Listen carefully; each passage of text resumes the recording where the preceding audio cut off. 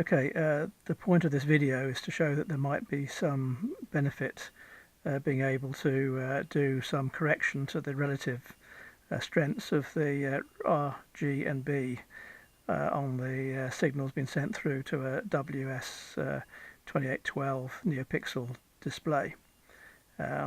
For background, what I've got here is a NeoPixel strip being powered in scheme 0, so all the LEDs are the same colour, and I've got an MQTT server running on a Raspberry Pi with Node Red, and what's on the screen here is the Node Red dashboard with a colour wheel, and below that I've got an RG and B corrections I can apply. So to start off with, let's go straight to the area where I felt that the system wasn't responding as I would have liked. Is if we go to yellow, which is up here, you can see that there's a bit of green coming through in the LED strip, and if I come back a bit to the orange, which was, I think was quite tricky, you can see that really after a quite dark orange on the colour wheel, but there's a fair bit of yellow showing through. And then if we move round to the between the red and the blue, I felt that this is looking for a fairly dark fuchsia colour, and this is fairly bright, and it's got too much blue in it, and I had to move a fair bit towards red in order to start getting these colours to where I thought they ought to be. And next we just go between the green and the blue.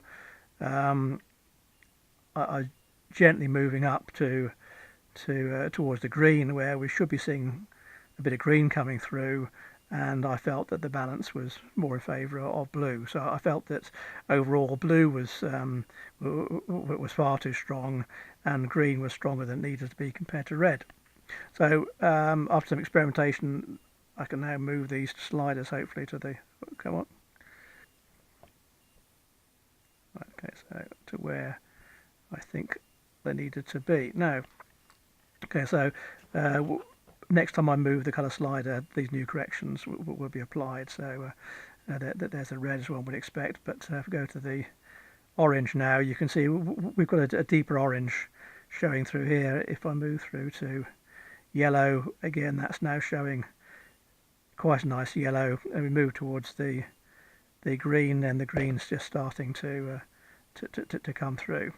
If we move down between the red and the blue now, if we go for this fuchsia colour, again that's coming through quite nicely in this sort of mid-range, and starting to turn blue as we get into the blue region.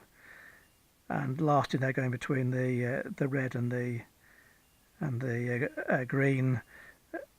Again, if you look at the LEDs, and oops daisy, I moved the slider to the wrong position.